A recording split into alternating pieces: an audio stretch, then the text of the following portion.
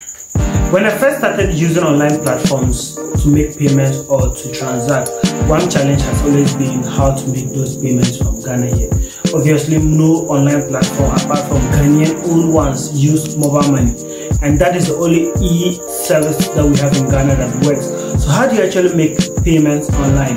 One of the options that is universally accepted in making payments is the credit card. The credit card, this is my credit card. So how do you get a credit card in Ghana? It's a simple thing, just a lot of people have credit card, but they do not know that they actually have a credit card.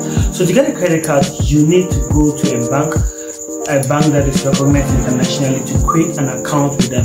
And when you create the account with the bank, then you request for a Visa card or a mastercard, or basically an ATM card. Yes, this is my ATM card, and this is what you can use to make payments online. So when you go to an online platform where they require you to make payments, they usually request for a number, and this number right here is what you actually usually have to mention or type in full. And when you are done, they ask you for the expiry date, which is also written in front here. This one expired in August 2023. So if you see the details, it doesn't make much meaning to you, or it has no use.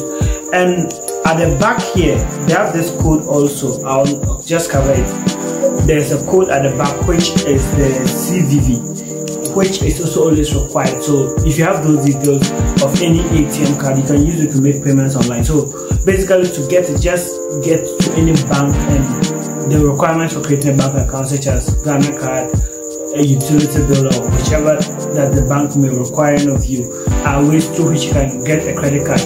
Another beautiful way of getting credit cards now, which I even prefer, is the use of the virtual credit cards. So for example, I use GCB and Fidelity, but with the GCB I have a virtual credit card. So I create that credit card there, I load it with money for payments.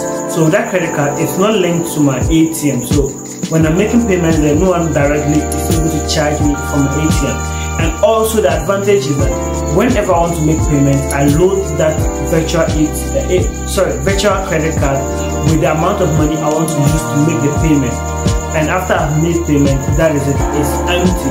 So even if someone steals the information of that credit card, the person is unable to actually withdraw money from my bank account directly, because it's not directly linked to my bank account. And I think that's actually a very good way to save your account. If someone is using directly on this credit card, the person can just empty your bank account if your details falls into the wrong account. So this is how you get credit card, both the virtual credit card or the physical credit card, whichever that you want to use. Just visit your bank and get an advice on it. If you cannot have a bank account, probably because you're less than 18 or not, you need to contact someone who has a bank account or someone who has an ATM card for assistance. But always remember, be careful online, because someone who has access to the details of your credit card can actually empty your bank account if you're not careful. Except it's a virtual card like mine, which I put money there only and when I need to. Thank you very much for watching this video to the very end.